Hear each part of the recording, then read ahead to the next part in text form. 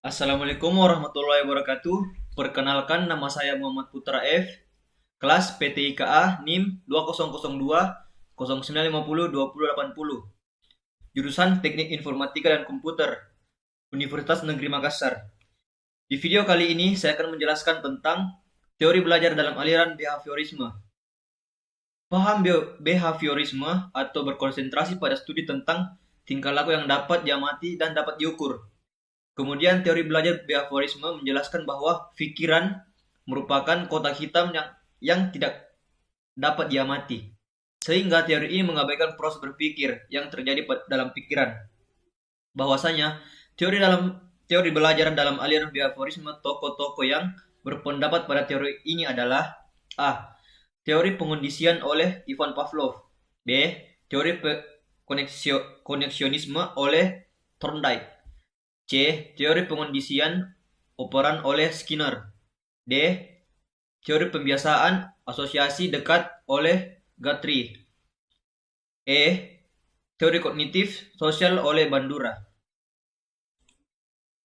A. Teori pengondisian oleh Ivan Pavlov. Hal-hal penting dari teori pengondisian oleh Ivan Pavlov di sini adalah bertitik dari asumsinya bahwa dengan menggunakannya rangsangan tertentu, perilaku manusia dapat diubah sesuai dengan apa yang diinginkan. Pavlov menjelaskan teori pengondisian klasik menjadi tempat proses. 1. Fase akuisisi. 2. Fase eliminasi.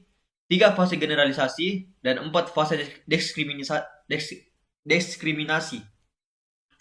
Bagaimana pelaksanaan diri teori pengondisian oleh Ivan Pavlov di sini?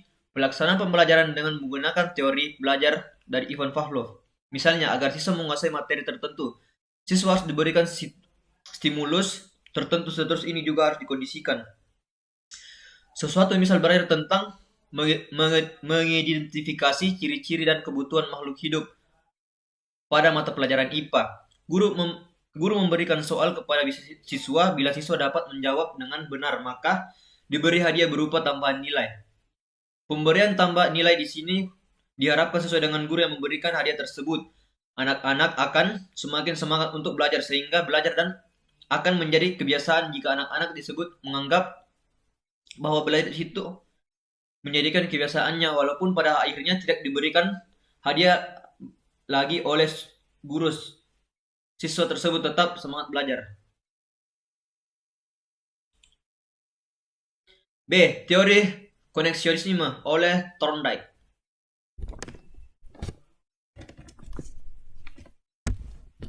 Teori merupakan peristiwa terbentuknya asosiasi-asosiasi antara peristiwa-peristiwa yang disebut stimulus atau S dengan respon R. Teori koneksionisme di sini contohnya adalah dalam pelaksanaan pembelajaran. Contohnya adalah guru mengajukan pertanyaan stimulusnya atau S. Siswa menjawab pertanyaan guru tersebut, ini adalah respon atau R. Contoh yang lain, guru memberikan pekerjaan rumah ini, stimulus atau S. Kemudian siswa mengerjakan PR tersebut, ini adalah respon atau R. Hal tersebut berarti belajar adalah upaya untuk membentuk stimulus dan respon-respon sebanyak-banyaknya. Sehingga paham ini disebut paham koneksionisme, adanya koneksi antara stimulus dengan respon. Memberikan stimulus, siswa merespon stimulus tersebut. Hukum-hukum belajar dari Thorndike ada 3. Yang pertama adalah 1. Hukum kesiapan atau Law of Readiness. 2. Hukum latihan atau Law of Exercise. 3. Hukum akibat Law of Effect. Pada pelaksanaan pembelajaran dengan menggunakan teori pelajaran dari Thorndike adalah agar siswa menguasai materi tertentu, maka diawali dengan kesiapan siswa untuk belajar, baik secara fisik maupun mental. Misalnya, berdoa terlebih dahulu, kemudian disampaikan manfaat mempelajari materi tersebut. Selanjutnya, guru mulai menyampaikan materi pelajaran agar pemahaman siswa menjadi lebih baik. Perlu diberikan latihan-latihan soal. Yang terakhir itu adalah teori koneksionisme oleh Thorndike. Misalnya, guru mengajarkan bagaimana menjumlahkan 2 pecahan guru.